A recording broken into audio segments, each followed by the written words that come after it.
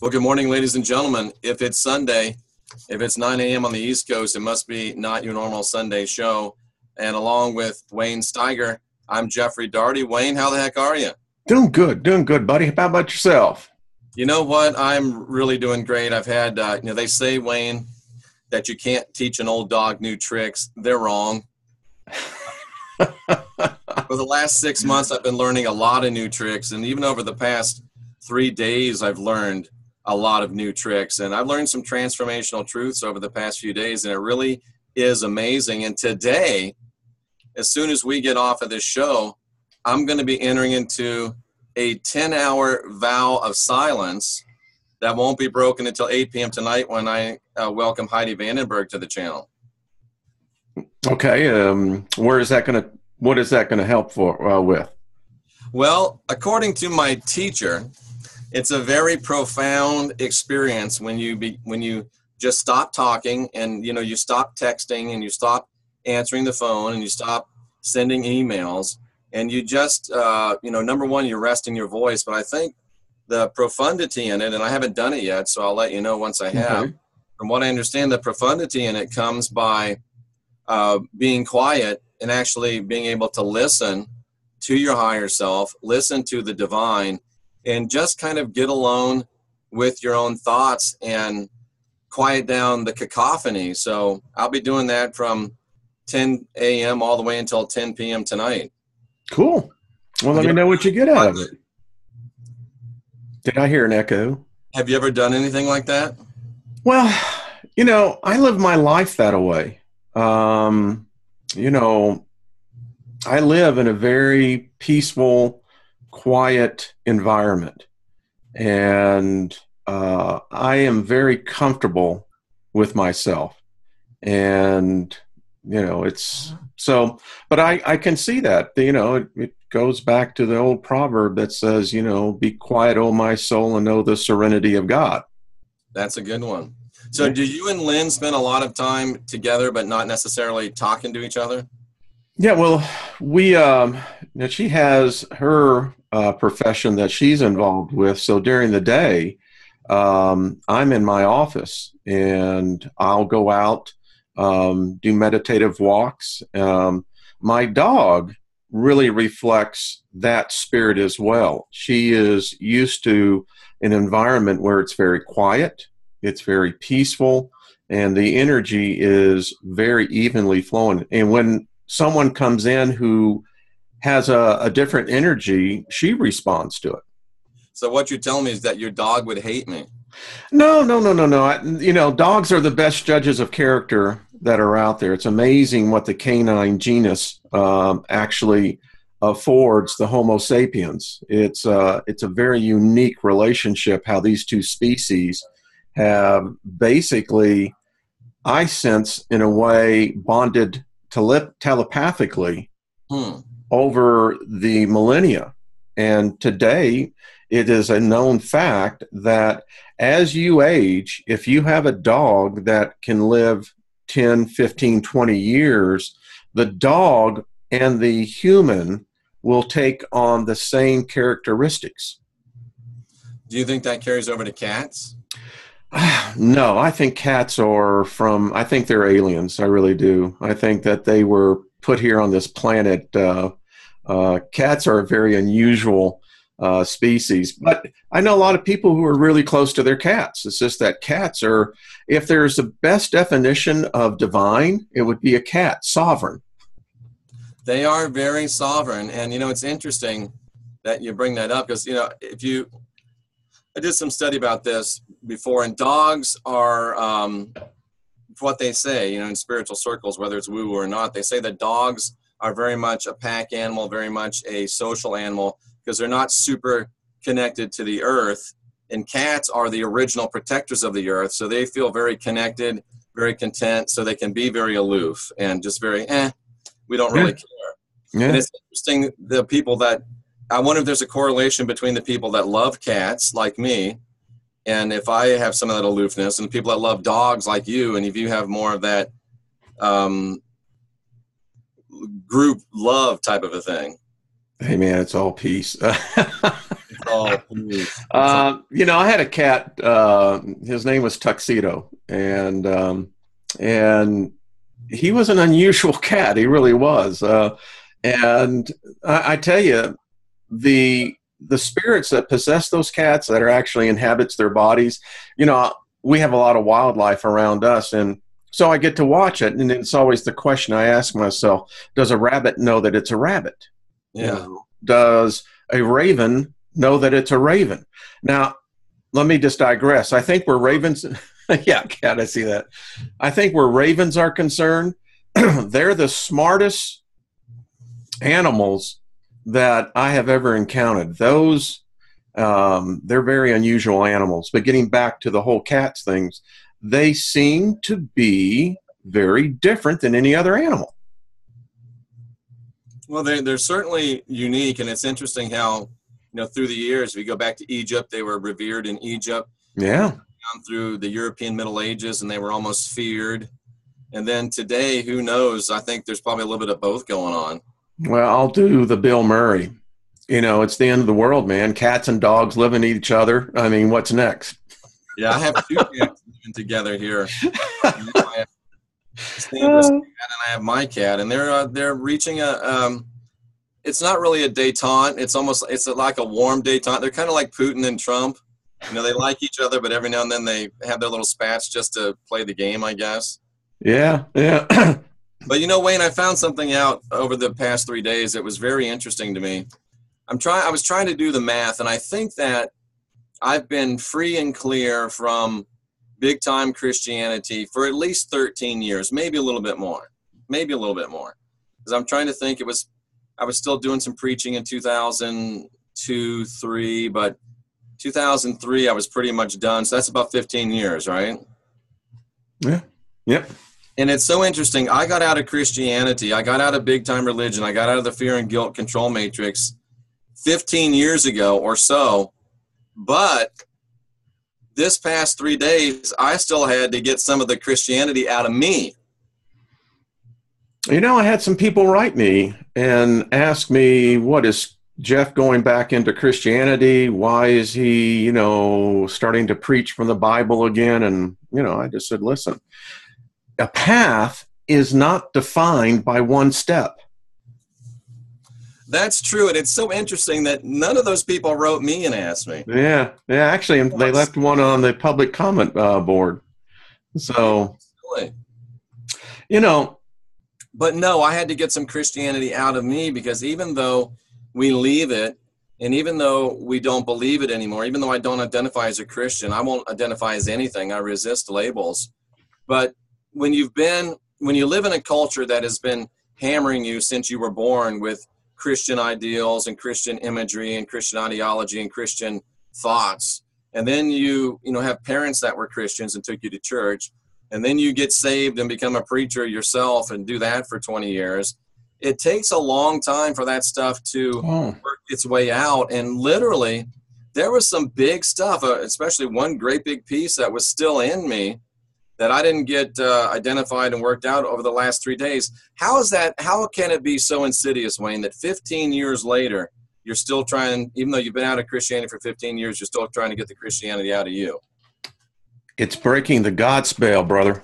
It is, and it is a spell, and it is a powerful spell. And I think that virus, and I've heard this about LSD, I don't know if it's true or not, but they say it can lay dormant in your brain and it can fire off, years later. I don't know if LSD does that, but Christianity does. It can lay dormant. Mm-hmm. In your brain, in your DNA. Does it lay dormant within your old DNA until you build new DNA? That's an interesting question. But when you get to the place where you find out that, boy, you are just still moving and operating within a thoroughly, fully Christian paradigm, and you're defending that paradigm, and all of a sudden you wake up and you say, whoa, what am I doing? Been there, man. I'll tell you, I know exactly where you're coming from. I hope everyone got the red shirt memo, Wayne. Yeah. We make sure that everyone passes that around. It's the thing that I learned from all those years studying. Lynn and I were talking about this recently. that, you know, I got a couple of books I really like. You know, there's a great fiction novel called Night World. I think it's a great metaphor and so much that's going on in this world today. I've read that book about 5-6 times. I enjoy it. But I look back and I told her, I said, you think about how we were basically enhancing the spell every day. We'd get up every morning, do devotion, Absolutely. you know. Yeah. Did you ever do the 1 hour prayer wheel? Well, we never got the will, but we did 1 hour every morning. You know, I was a follower of Kenneth Hagin. And, you know, Kenneth Hagin said one time, I remember, he said, well, if you will tithe one part of your day to the Lord, he will return you back 100-fold during your day. Well, I would do it to the minute. I would give 2 hours and 40 minutes every day. See, that's what I'm talking about. I would do it. Yeah. I was legalistic about my freedom. Well, and I step back now and I marvel because I see how it's done. And the thing about it is, it's not egregious. It's not this, you know, slam. It's insidious. It gets in slowly. It's a virus. Yeah. Use a term that when you're going to build a commercial building, you have to get a soil analysis. And so what they do is they do a perk test. And it, as you know, it's a 5-gallon bucket of water, and they'll see how much the soil over time will percolate down. And that's what happens. That is what happens. And, you know, I was taken by another thought just when these thoughts, when I meditate, you know, the style of meditation we do is not supposed to be contemplative. It's supposed to be, you know, setting yourself apart and learning. But these downloads refused to stop coming to me during that time. And one hit me. You know, we know that the Bible is full of diamonds and dung. You know, we may not be totally on the same page with that, but we both know that some of it's true, most of it's not. Yeah. And I've always thought in my mind that it was the enemy that encoded the Bible. It was the enemy that put the dung in there. It was the enemy that made it hard to understand. It was the enemy that makes it difficult. But I'm really starting to think and wonder and look at it and say, was it the enemy that did it? Or was it the divine that did it? Was the same person that said, I'm only looking for people with eyes to see and ears to hear? Was it the same guy that said, I don't want to make it so super easy so that everybody will get it? Do you think that it was maybe the divine who was a divine cryptographer and made things so it's not so easy to find, made things so that you do got to do some thinking and some searching? Maybe it wasn't the enemy that encoded everything, or at least maybe it wasn't only the enemy. What do you think? This is where I've come to in my life. I am not a Jew. I'm not a Hebrew. I've got no desire to be one. Don't care to even, you know, associate the culture to mine. And I happen to love Israel. Think that Israel has every right to exist. But let me finish the thought out. Mm-hmm. So for me today, I was never a part of that God system. That's not my God, never was my God. I was never included in that race, even by the terms of the covenant that race had with their God. Somehow or another, over the millennia, it's morphed that God is the real God. And that's what everyone in the Western world refers to this God. You know, I had a good discussion with a good Hindu who wrote me, and he said, you know, we don't talk. He said, there's a lot of Hindus that watch my channel. And, you know, they don't comment. You know why? Because the abrasiveness, as he says, the abusiveness of Western culture, particularly Americans, is that Americans are so indoctrinated that it's God, country, you know, and the flag, that somehow or another, this Hebraic God is the God of America. I don't see it that way anymore. Like I said. I have a Hindu follower, several of them as well. One does talk a lot. Her name is Prashni, and she shares the same ideas that your Hindu friends do. We're messed up over here. We are so ethnocentric, it's sickening. You know what? The thing that, and you know, listen, I'm not dumping on any religion, but I can only comment on the one that I came out of. Right. And it is a hate-filled religion. It is designed to be divisive in its very structure. And, you know, and my proof to this is, I'll challenge anyone who wants to challenge me on this point, is that why then does Christianity worldwide have over 30,000 denominations? Those are called schisms. And if you don't know what schisms is, go and learn. Because it's only when you begin to learn do you begin to understand how this whole thing works. And it's as Patton said, that magnificent bastard who ever thought of that, you know. You know, Wayne, I think what it is that, think about Christianity and why, you know, there's two types of people, I think, in Christianity. There's one type of person that doesn't know that it's Pauline, that's a fear and guilt control matrix, and they look in the Bible and they see the words of the Master and they fall in love with that idea that the Master embodied. And it carries the name Christian, so they go to the Christian churches and they grin and bear it, but they're really there because they are drawn to the message of the Christ, not knowing that Christianity is really antithetical to that. Then there's the other people that are drawn to Christianity because they're drawn to that God of Christianity, a God that is revengeful, a God that is jealous, a God that brings vengeance, a God that thinks he has the right to decide who's bad and persecute them, and a God that comes, and I'm sorry I'm going to say a bad word, a God that comes in kicking ass and taking names. And they embrace that because that's what they want to do. That's what they want to be. Yeah. So let me ask you a question. Even within the church. I have a question for you. So yesterday I was in a discussion, and today I was answering some emails. So how do you address now that when you look at these 4 books called the Gospel, how could an author write verbatim a detailed discussion in both the first and third person nearly a century after it happened? Well, he couldn't, obviously. Well, but that's what you have in the book of Matthew, Mark, Luke, and John.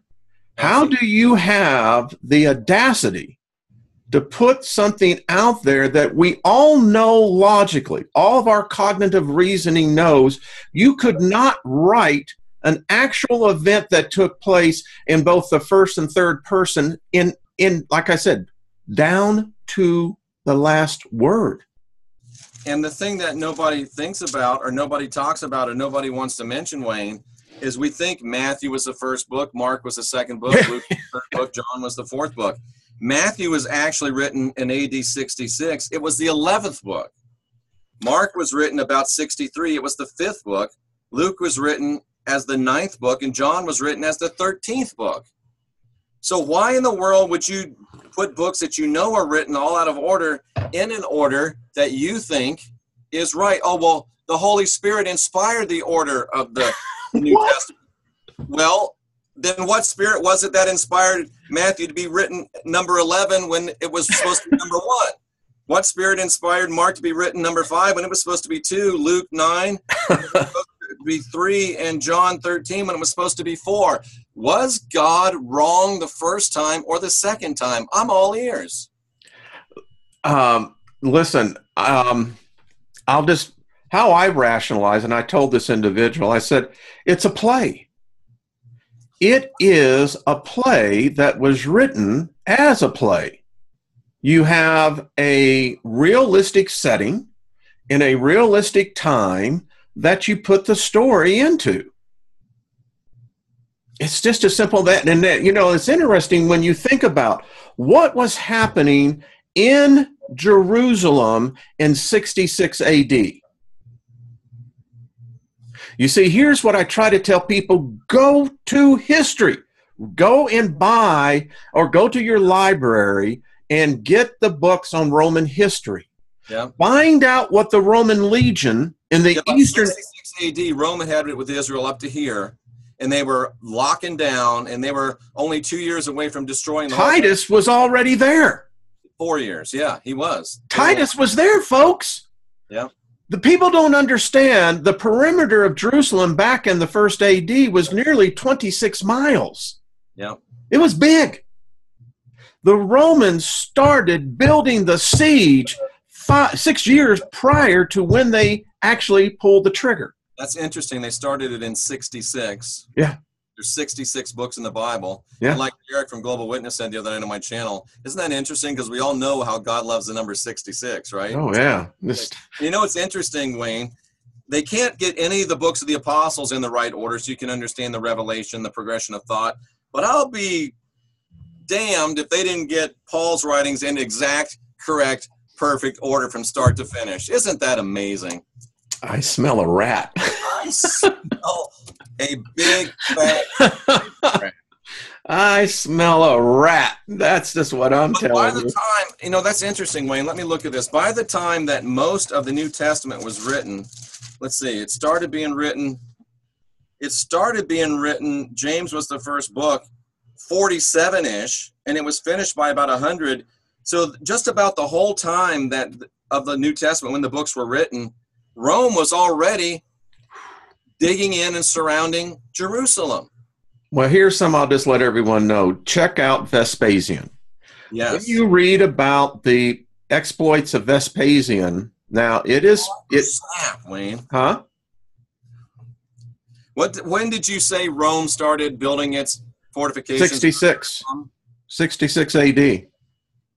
That's really interesting because, you know, we say we know that, you know, Paul's first book was written in about 58 or so, but we don't really know for sure. So it could very possibly be that Paul started writing as soon as Rome started surrounding Jerusalem. Well, and Paul was a Roman citizen, so he was immune. Best friend of Nero. Yeah. Cousin to King Herod. Yeah. And former, at least high initiate, probably Pharisee, was probably next in line to be the next high priest, so he was very tight with Caiaphas. You know, this dude, Jesus on at least 2 occasions. You know, just a lot of bad mojo if people would just read the history. And I keep on telling people, you know, that when you read the works of Josephus, look at his freaking name. Do you think Josephus and Paul were the same dude? I don't know, because, you know, Josephus did get awarded the name Flavius. He did. And that was it, man. I mean, you were up there with God. Yeah. And so Josephus was, in essence, because Vespasian was made God by the Roman citizen, the Senate, which made, are you ready for this? Titus, the son of God. Yeah. Now, you look at where Paul walked with immunity in a time that in Judea, there was 170,000-foot Roman army on the ground. I always found it curious. Or was there 170,000 troops? 100,000 troops. Okay. Then you have another 100,000. It's like a modern-day army. And here's the thing about Paul, or Saul, however you want to talk. His family sold tents to the Romans. So they were in the big bucks. Did you get that from me? No, I studied that on my own. Yeah, that was in my first book, Apostle Paul Antichrist, and most people don't even know that. Paul's family was rich and got their citizenship because they were from Tarsus, and Tarsus was the textile center, and Paul's family was the #1 supplier of tents to the Roman legions. How do you think it's a coincidence that Paul got the hell out of Dodge, aka Jerusalem, about 66? No, because they were ordering lots and lots of tents, and he knew it was about to go down. So he said, I'm out of here. Well, the thing that gets me as well, so how do we get... a humble tent maker. He was Dick Cheney. Literally. And his name was Halliburton. Listen, folks, we're talking major bucks here. I mean, and they traded in gold. Yeah. They were who's the top defense? They were Lockheed Martin. They were all those people. They were Halliburton. So I can't figure out, how did Philo not run into our friend Saul of Tarsus? Tell him who Philo was and what he did. Well, number one, Philo, he was a rich... Alexandria. Yeah, he was a very rich, I would say, and he would be the equivalent today of a Rhodes Scholar. Absolutely. That's what he was. He traveled Jerusalem. He was part of the Alexandrian family that goes all the way back to Egypt. He was a Jew. And more importantly, he was friend with the Herodians, Herods, and the Flavians, who Paul was a part of. And Philo wrote a history of Judea in the first century. I got it right here. And you know who he didn't mention? He didn't mention Jesus. He didn't mention Paul. He didn't mention a miraculous birth in Bethlehem. No. He didn't mention a show trial. He didn't mention a crucifixion. How do you not mention the supposedly the greatest events that ever happened, forget that's the first century, but ever happened in the history of humanity? He was a scholar writing a history of Judea in the first century, didn't mention Bethlehem, didn't mention crucifixion, forgot to mention resurrection, didn't mention Paul, didn't mention Pilate in the show trial, none of that. Wayne, why? Well, I mean, he may have taken a spell, but and let me just back that up. It didn't happen. None of it. His family, he was personal friends with Herod. Yeah, and so Herod's son. Friends with Paul too. Yeah. And I'm going, well, now, wait a minute. Do you know that book, Wayne, that you have? This one here is the complete works, Philo of Alexander, the contemplative life, giants, and selections of his great book. And, you know, this is the thing that when you start reading this, and I'm going, what the hell is going on? Because Philo died right around 50 AD. And he would have been... When Jesus was there. Yeah. He specifically writes that he had a 2-year journey to Jerusalem. And why not? He knew Herod. He would have stayed in Herod's castle. And you don't think Herod would have at least mentioned this rabble-rousing messianic character? You know what? Paul would have mentioned it. The thing that people don't understand about Vespasian, and let me just tell you the true, and you know this as well, the true Pilate, Pontius Pilate was a murderer. He sat on that, he ruled with an iron fist. In fact, he was called to Rome because of some of the atrocities that were taking place under his watch. And it was giving Herod a bad name. Let me tell you a little story, Wayne. Pontius Pilate actually means master of the javelin, and he was one of the best javeliners. And he actually had a javelin given to him by Caesar, and he would always carry it when he was out doing his official business or when he was on the dais, dispensing judgment. He had a little bit of a bad temper, and he was known to every now and then ewer somebody with that javelin from the dais, and usually his aim was really good. Every now and then he would hit somebody that he didn't mean to hit, or would go through people and kill kids and stuff. So yeah, he took a little heat for that. Yeah, he did. And and Vespasian, the thing, he meant to do it to Paul, but he couldn't do it to Paul because he knew they would kill him. Yeah. So there's this mind coitus that's going on in this whole thing about history. Gary says, oops, sorry for the impaling, my bad. Yeah. Could you imagine that you're one of the Victorian guards and you're the new guy? And they're going, so where's my position? You stand at the end of the line. And oh, by the way, you turn this way. And you can't dodge a javelin. No, not those. I mean, if you could dodge a javelin, you could dodge a ball. One of the things I learned when I read the works of Vespasian, particularly because he was a prolific writer. He was. That the Roman foot soldier, when they had these shields, what I didn't know is they had these darts. And on the inside of the shield, each shield could hold about 6 of these darts. And these darts were about 6 inches long that had a lead back. And so when the soldiers were coming in, they could throw these darts, and the darts would penetrate the leather and the so-called armor of that day. Yeah. And I guess people don't really understand history, Jeff. I mean, these skirmishes, today we would be appalled. I mean, 25,000 men dead on a battlefield. They would do guerrilla hit styles on the Roman soldiers as they were coming through, particularly through narrow passes or ravines. And, Vespasian just had it.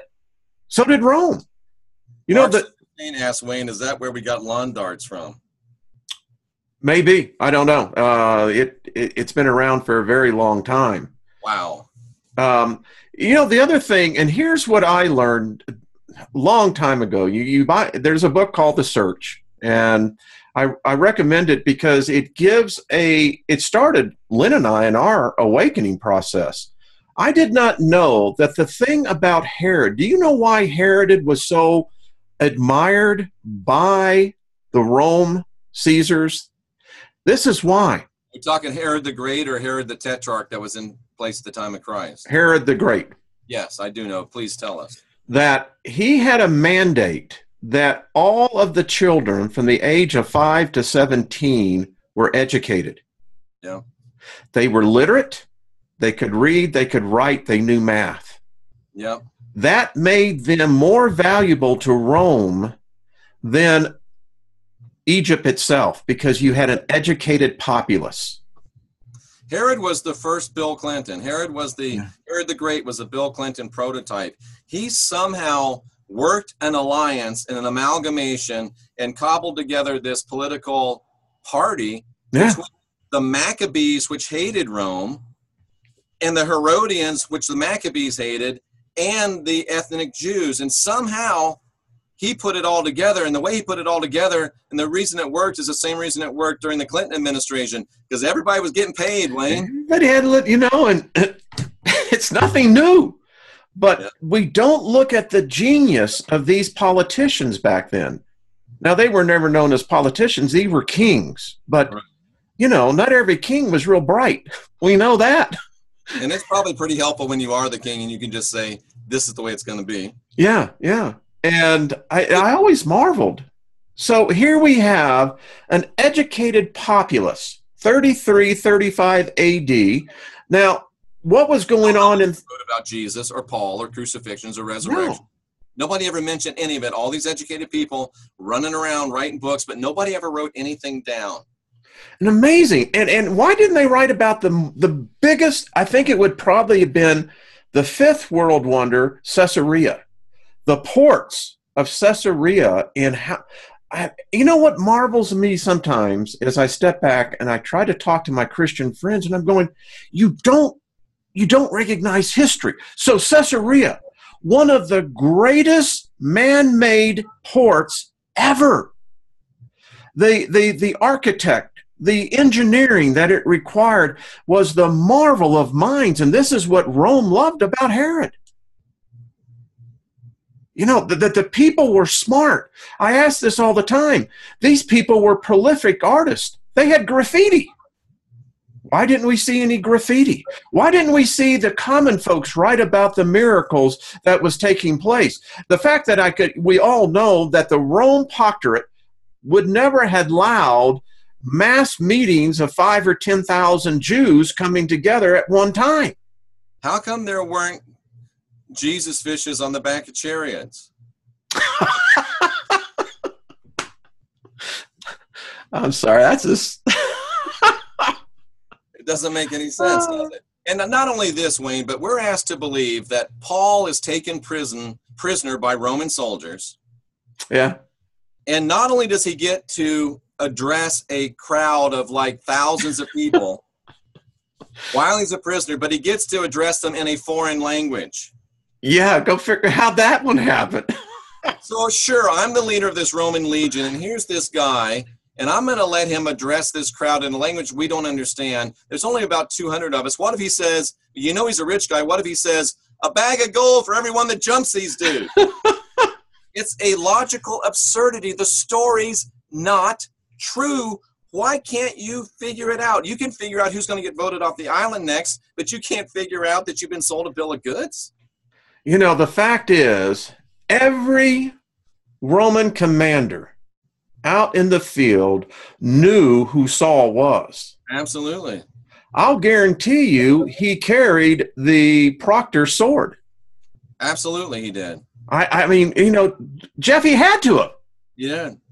And, you know, I don't care who you were. You could have been an indigenous individual of that whole region, and you see a dude walking up with a proctor sword, You're down on one knee, aren't you? You absolutely are.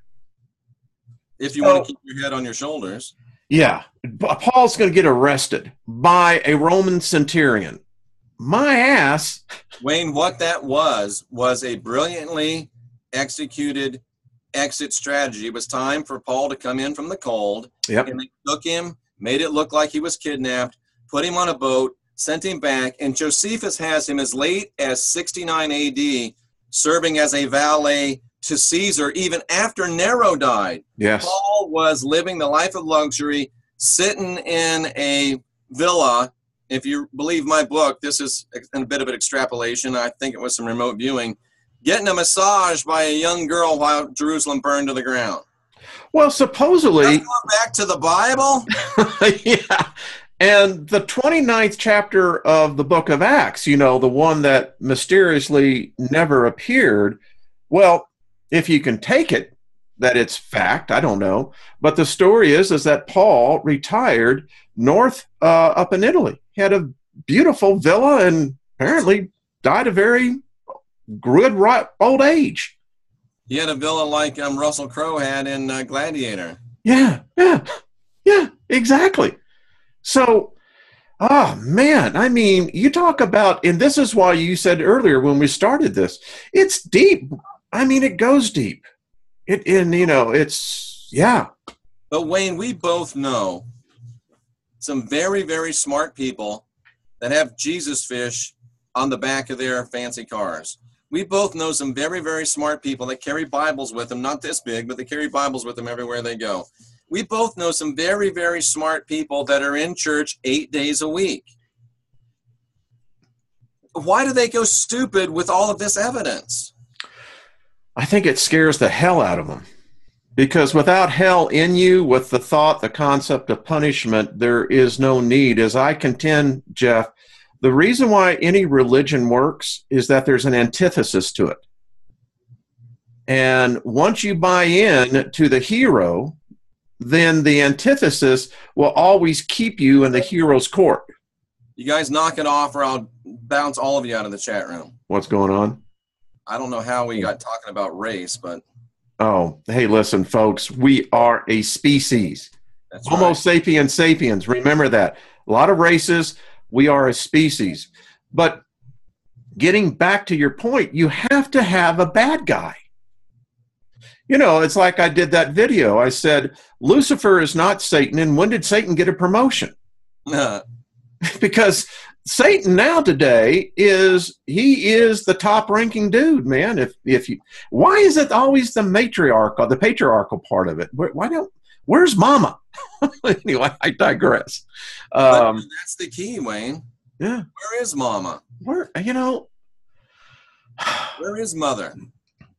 I never had a mother. Creation. Yeah. So maybe there's a reason why they're suppressing mother. I think so.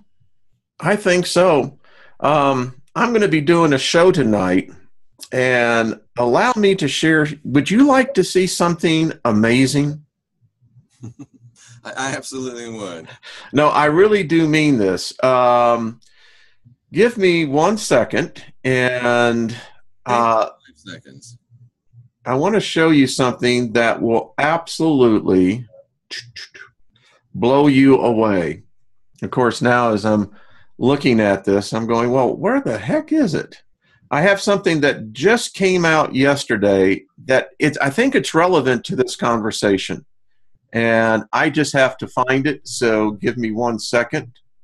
Absolutely. And you can take care. I hope everyone is being respectful in the chat room. They are, I think, for the most part. But I just saw a few things that caught my eye. I was a little distracted by our discussion, Wayne. I wasn't keeping the normal eagle eye on the chat room. Well, you know how that is. Yeah. And Wayne, before we get finished, while you're looking for this, I'll throw this out. In the beginning, it says that the Elohim created us male and female. And when we get into relationships, should we remain male and female, or should the two become one flesh? Well, that's where it has always been said that the two shall become one. Maybe that's the secret to that, Jeff. Is that a trap? I don't know. Odd that you said that. So I'm standing next to this woman that I love, and she's getting her coffee, and we're looking outside and seeing the birds and what have you. And, I told her, I said, I love you as much as I can love any one physical person. Right. I said, but I'm aware of this. No matter how much I love you, I'll never be you or know you. We are individual realities sharing a shared reality. And I said, when our time comes, when death separates us, I said, I'll carry your essence with me. And I said, but I know that. So that's how I look at things. Together with Lynn. Pardon? How long have you been together with Lynn? We will be coming up on our 7th wedding anniversary this September. Somewhere somebody's groaning because they know what I'm going to do, but I'm going to do it anyway. So while you're doing that, let me share. Whiteboard, Wayne. Excellent. What's that? I see that picture on your board. It's kind of cool. Do you know what this is? Nope. This is the center of the Milky Way. The center of the Milky Way. This is the center, my friend, of the Milky Way. Wow. Look at this. Wow. I am meditating. More and more. Today I spent an hour. If there's something that is so compelling, this is the very center, ladies and gentlemen. I can't express to you I don't even know what's taking place here. Wayne, you know exactly what that looks like? If you read the Gnostic depictions and descriptions of the organic light, the goddess Sophia and her consort that created everything, or at least created us, that's exactly how the organic light is described. Well, here I took it down, Jeff. Look at this. I don't know what this is behind here, but I swear this is alive to me. It sends such, I don't know about you, but I feel psychically drawn to this. Wayne, that might be home. It might be, Jeff. I mean, join me tonight, folks, over on my channel at 7 o'clock. And I have done a number of these, Jeff. Jeff, I would say that if this isn't the divine, it's certainly related in the family. Yep. Look at this. I don't know what this is. Well, Wayne, the Romans would call it Jacquerie. The Romans or Tavor. Wow. And look what's behind here. I don't know what this is, but it's big. It's they said over 10 light years across. It's big. Wow. And Jeff, I wanted to draw your attention to this right here. I don't know. Does that just make you think creation? I mean, I don't know. Such energy. And so I thought I'd just share that with you. That's powerful stuff. The galactic core. I've been using that term a lot lately. There it is. That's where creation came out of, is the galactic core. This is it. This is it. Wow, that sure looks like home. Sure feels like home. Doesn't it? But doesn't it? It does for me. It feels. I don't know. It almost makes you want to cry. At times when you get alone with this picture, and I'll send it to you if you want to have some for yourself. It just blew me away. It does. It makes you very emotional. Yeah. So I thought I would share that to you. Wow. Powerful stuff. Yeah, that love, it's powerful stuff. Do you think that is home? I think it'd be as close for home as what we'll ever know. I mean, it's the Milky Way. It's our galaxy. They say that our galaxy is headlong in the next 3.5 billion years. We'll hit headlong with the Andromeda galaxy. They're both about equal in size. So, I don't know. Yeah. Wayne, the master said in the beginning, I made them male and female. Mm-hmm. And that's the way he said that it was supposed to be male and female. And when we come together, like you and Lynn, you come together to work together. Yeah. And you're working side by side.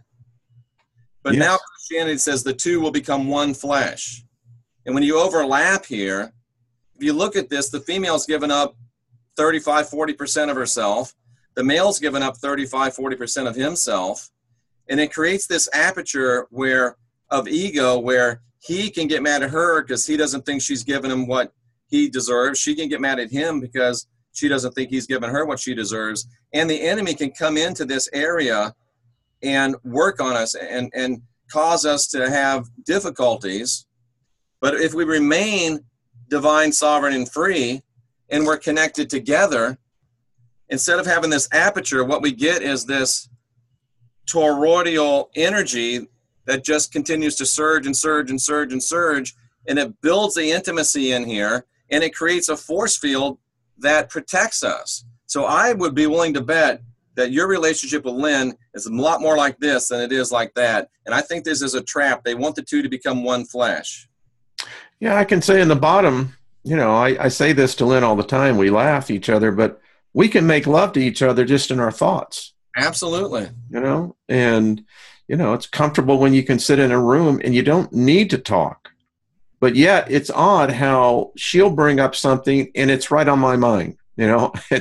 We do that quite often. And so the most amazing thing, I've never experienced that before until I met Sandra, and all the time it's that happens, and it's really quite remarkable. Yeah, it is. But I think the problem is with this, the two becoming one flesh, is you get this thing of ownership. And that's what I was still in, this thing of submission, this thing of there's things wives are supposed to do. There's things husbands are supposed to do. There's expectations. And this is the weight in here of expectations. And it's the weight of ego. Your bottom one is what I think we're supposed to be with the divine. Absolutely. See, I don't think that there's this melding. No, that's perfect. They want us to give our heart to Jesus too. They want us to be possessed. Yeah. By Jesus. Let Jesus possess you. That's what it is. That's what it is too. He'll make his home in your heart. That's possession, folks. I heard you and Sandra talk about walk-ins. Every time someone goes up to the altar and accepts Jesus into their heart, guess what, folks?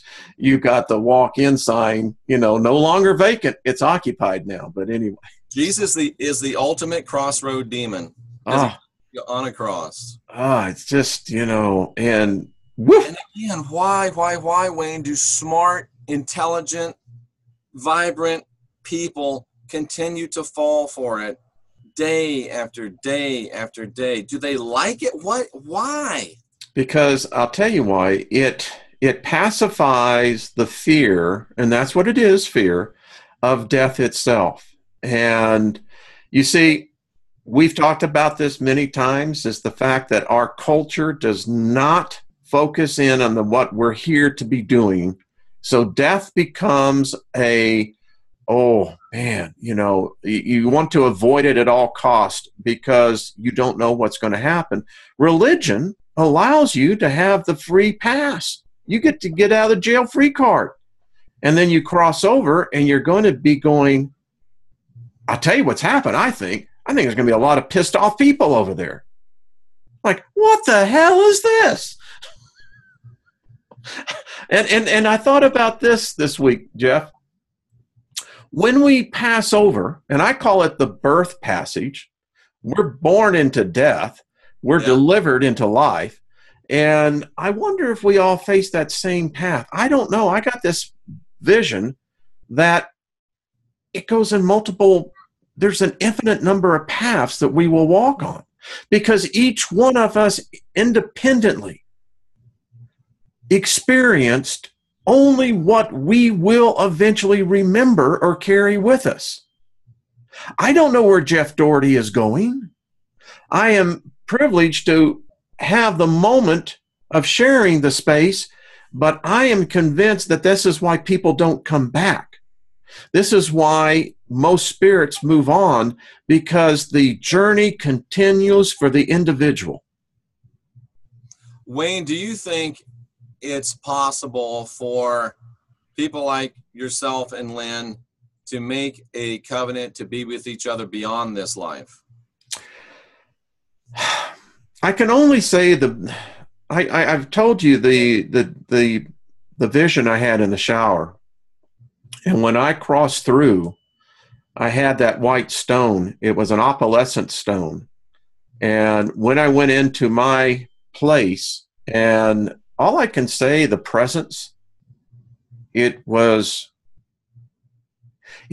fearsome, but it was powerful. And all I know is that when I put that stone on that console, that it carries the essence of the love that I have for Lynn and that she has for me. And I am convinced that each and every one of us will be able to go back and experience that love, because that love, it transcends time. It does. Yeah. It does.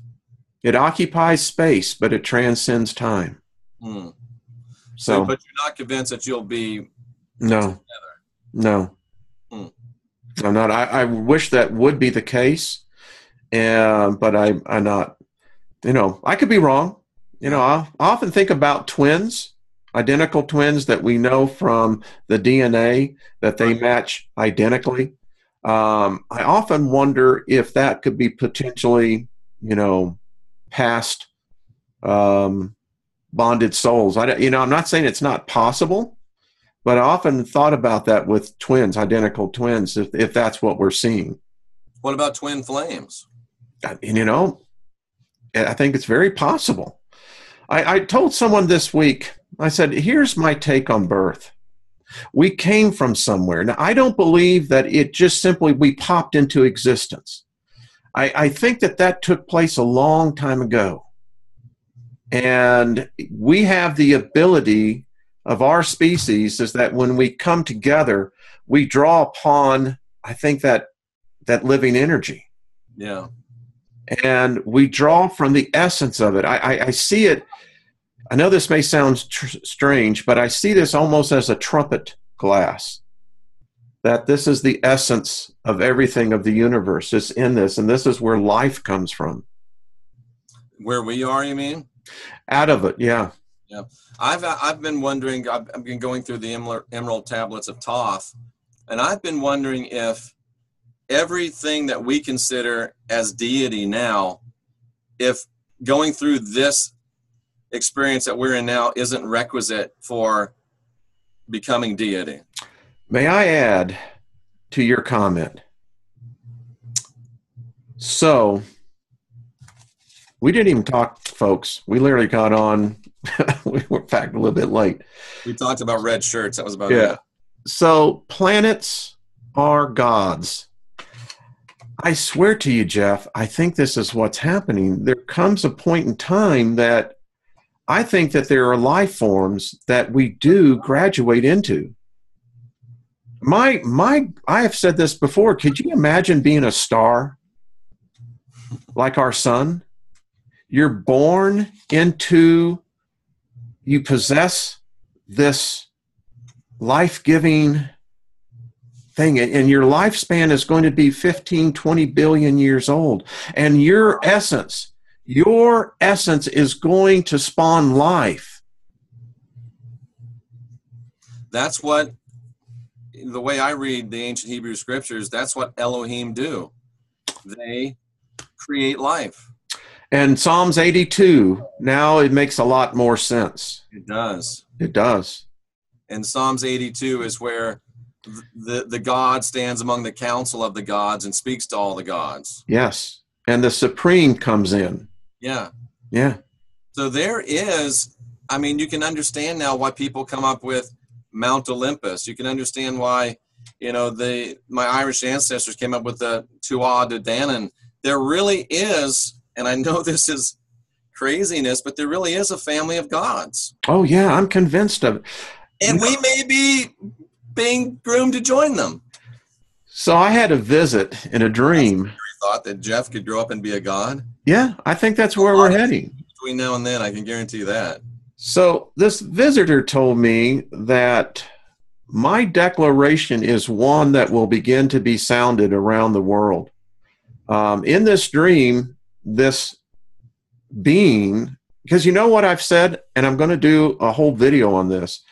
I have rejected all the world gods. And let me just tell you something, Jeff. In my meditation, this came to me.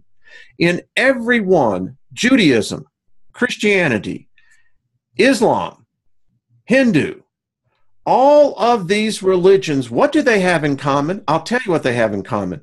All the gods left. Every one of them left. And when I made the declaration that I reject all of these world gods, I want nothing to do with them. I haven't met one I like. That is a declaration of sovereignty. Mm. And it begins to open up the flow to now where you can begin to possibly accept the idea of what really is out there. Now, you said the other day, I thought it was very profound. The answer doesn't lie without, it lies within, because you can't get out there until you get in here. That's the way you get out there, is through here. Like Sandra always says, it's an inside job. Yeah. So, yeah, until you, I mean, we're so distracted by outer space, and we want to know everything about outer space, what's out there, but we got to learn what's in here before we're going to do anything. There was a movie in the 80s with Martin Short and Dennis Quaid called, I had the name right on my mind, where Martin Short got shrunk down into Dennis Quaid's body. And, I said, oh no. Yeah, I was trying to think of the name. Guys, you probably would get the name. Inner Space. That's what it was, Inner Space. And I thought, how true. If all of us could just get into a little spacecraft, a little capsule, like a little submarine, and shrink ourselves down and actually journey not into the flesh part of the inside of us, but be able to penetrate that veil that leads into what really is occupying us. You mean into another person? No, into us. I mean, I contend that most of us don't know what we look like. I look at myself all the time. I tell my body this: you've been my most faithful friend. When I will think of this experience, this is how I'm going to identify myself. But I look within me now, and I'm becoming, I can't see it yet, because I don't know if we have form. I don't know if we have shape. We're so vast within each one of us that I don't think a shape or a form could actually contain us. You know, Ruthie says, and I've said this publicly, that I think the being that was calling himself Yahweh has been deposed. He's gone. What do you think about that idea? Oh, I absolutely, yeah. I mean, ZZ Top had it right. Jesus done left Chicago, folks. He's out of here. He is gone. He's out. Bono has his problems, but he wrote, there's lyrics of one of these songs that says, and he was talking about another person, but we could think about it ourselves. I want to trip inside your head and spend the day there. See the things you haven't said and see what you might see. Yeah. I want to get inside and learn about me. And that's what the style of meditation that Sandra is teaching me to practice does. And it really is revelatory to understand what's you and what's not you.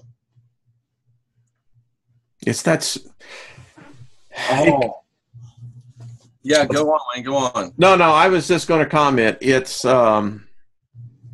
really awesome when you begin to think now, and we're privileged in so many ways, is that we can come here, we can converse, we can talk about subjects that most time you would never talk about in a group setting, because it would just upset the group. Yeah, go ahead. What you got there, buddy? You know, I think it was Socrates that said, know thyself. Yes, he did. Socrates said, know thyself. And when you really know thyself, you get in and you understand what makes you tick. You get understand, you know what makes you who you are. You understand the things that are profitable about you, and you understand the things that aren't that profitable about you. And you get to understand that you've got this part in you. Once you know yourself, you know that there's a part of you that you need to say no to, and you begin to know that that part is the ego. So it's only by knowing yourself that you can find the part that you need to say no to, this ego, and then you can actually become your full and best self. So know thyself has within it a very profound and encoded message as well. Ego, every goal overcome. So, Yep. And ego, I love that. I'm not saying that we need to destroy ego, because ego makes a very efficient servant. Yeah. It just makes a horrible master. But you don't know that until you know yourself, and then you'll know what to say yes to and what to say no to. You see, and I know we've come to our time, but here's the thing that I keep thinking now. As I've continued to shed this off, you know, and it goes deep, this whole God spell, you get almost now at the point where I'm enjoying life every day, but you know what? I'm anticipating what awaits now on the other side. Yeah, Callie. Instead of getting fearful about it, you almost begin to become expectant. You know, it's like, well, what's really going to happen? You almost get anxious for what's next. Yeah, it's like, okay, I've experienced this. I think, you know, I write this question: if you could live forever, would you? And No. and I'd say no. No, not a chance, brother. No, I want to. Listen, it's been groovy down here. I've enjoyed it. What a life. It's been both heaven and hell and everything in between. But, man, let me get free of this earth suit. Let's see what happens next. You know, I came here to learn some lessons. I don't know how many times it took me. Something tells me more than one.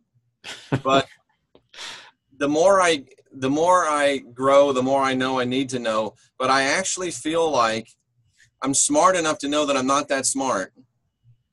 And I think this is really what I think, Wayne. We keep coming back here until we realize that it's a ride, like Bill Hicks said. We keep coming back here until we realize, oh, this isn't me. Exactly. This isn't real. I'm inside this thing, and I get it. Now I know. Now I can go in. I can know me. I can know what to say no to. I can know what to say yes to. And now I can go ahead and move on and get past it. But you got to keep coming back to the ride until you realize it is a ride.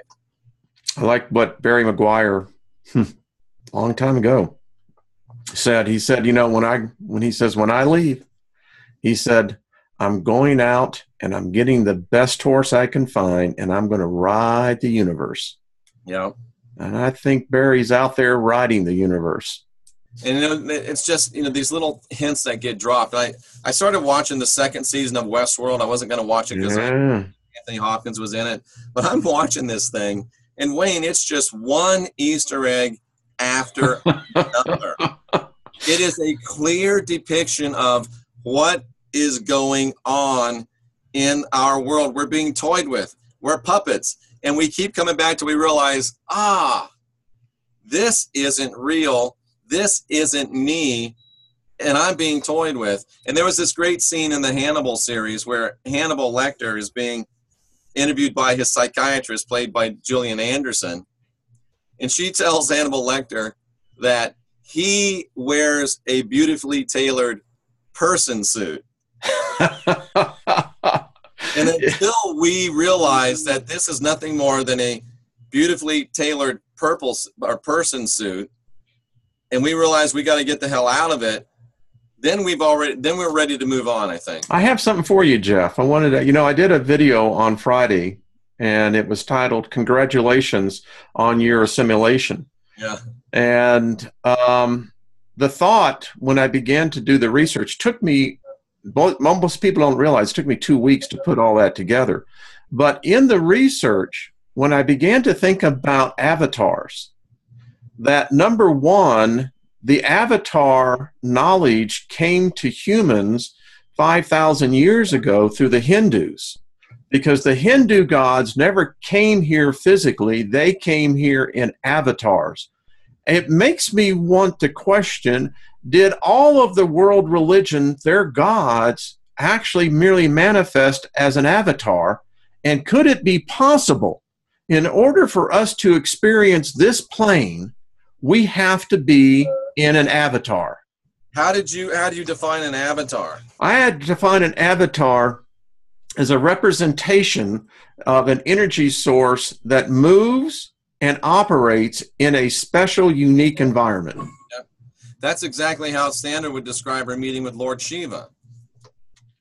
I mean, then it makes sense what you just said. These are avatars. I've often said these are earth suits that are pressurized. That's why I hate needles. I don't like anything puncturing my earth suit. Because my avatar, and I'm convinced of this, why would it not be an avatar? If I, and which I know I am, I exist, why would I expose myself to an environment that would be possibly harmful to me? I'd come in something that could experience it in every way that then defines what reality is. Reality is defined in two processes, chemical and electrical.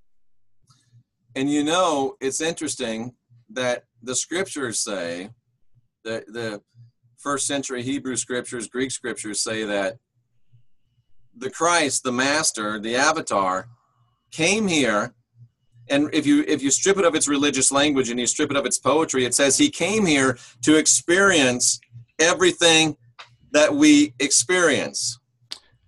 Man, and here it gets going to me because, Jeff, this is why we go through. I know that was a good one by the way you acted. Well, because it confirms to me this rite of passage of birth. It's how we enter into these avatars. Yeah. And I still contend that when I get to the other side, unless you have gone through the birth passage of right, I am going to be superior in rank to you until you actually do it yourself.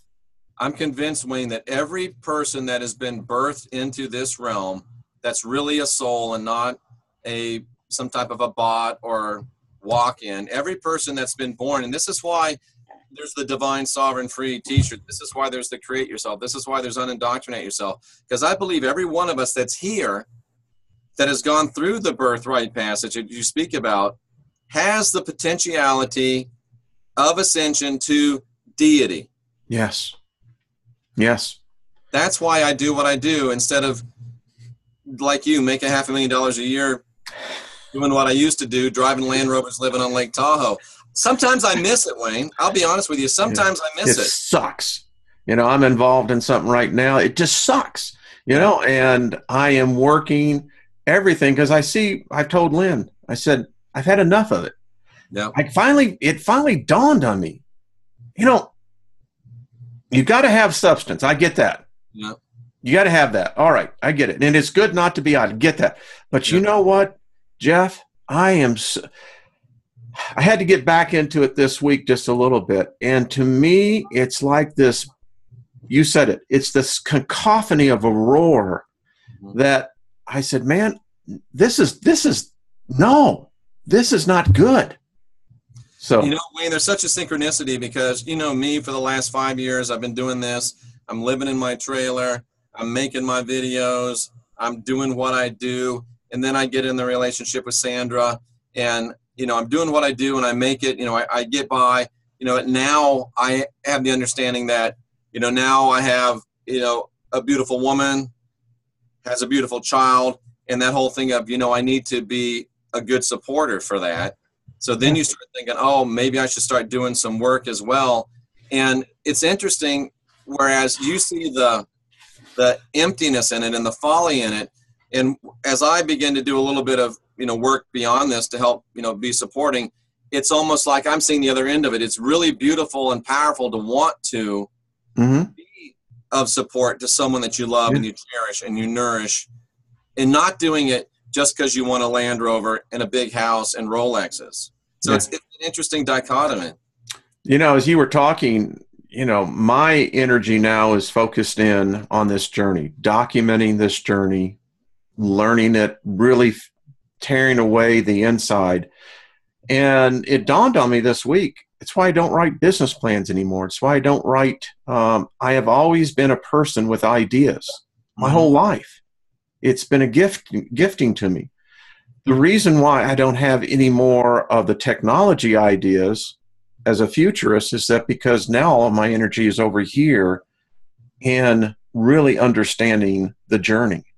Yeah, absolutely. So it's very interesting how, life works, and it's very interesting about the synchronicities that happen and the things that come into people's minds. And it really is a ride, isn't it? Life really is a ride. It is. And it really is a game. And if you start playing it to win, and you start playing it to have fun, and you just start playing your part and not trying to control everybody else's part, it just seems to work out so much better. When you say that, this is the song I'm going to have going out for me. I want the Beach Boys.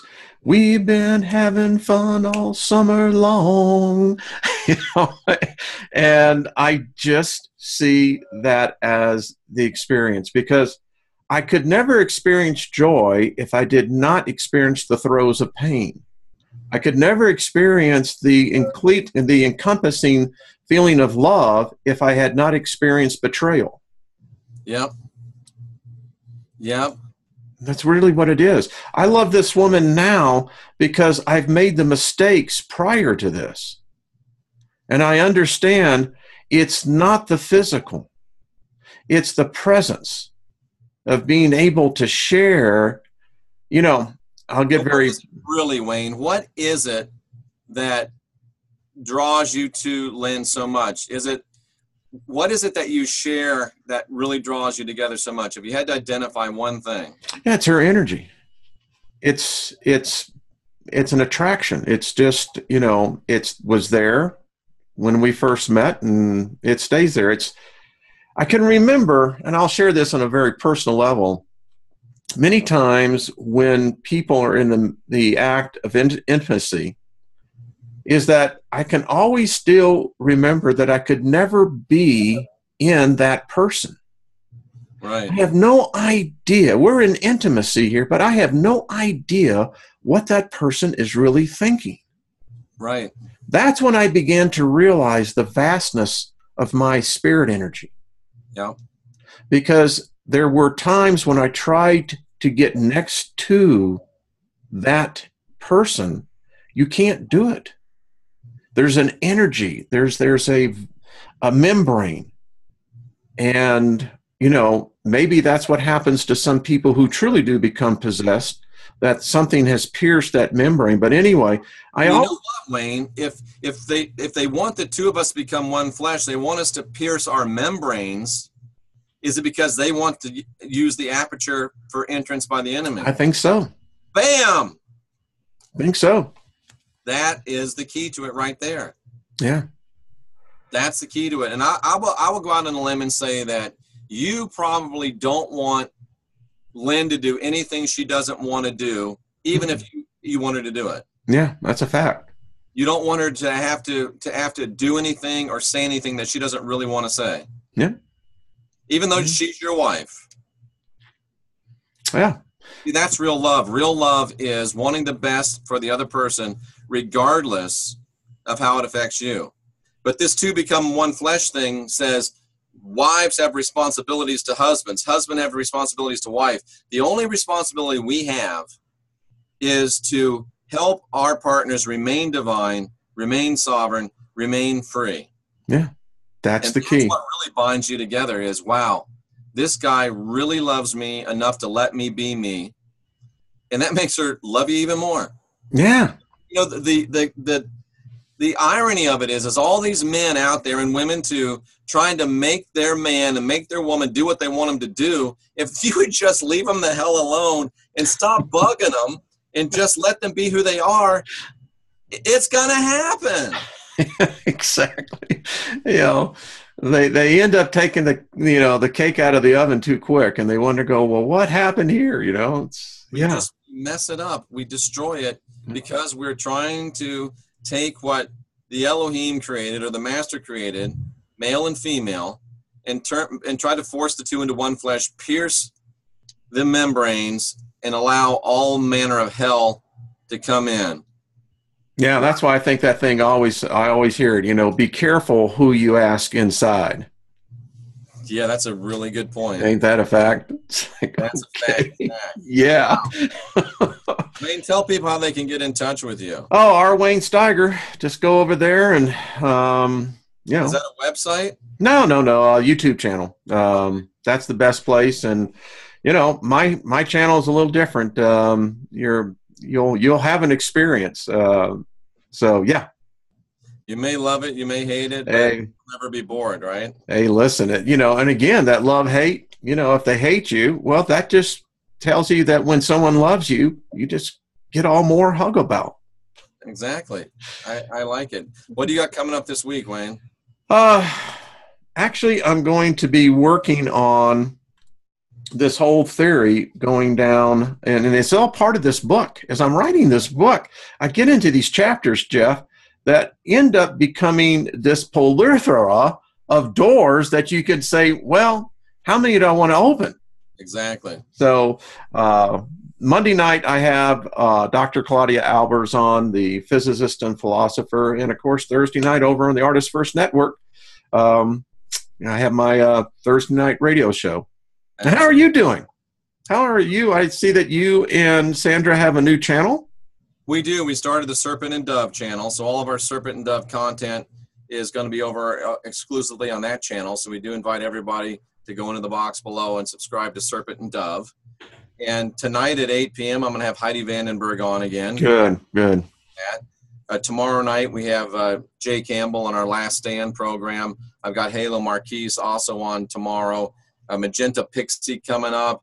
It's really very, very exciting. We've got a lot of great stuff going on.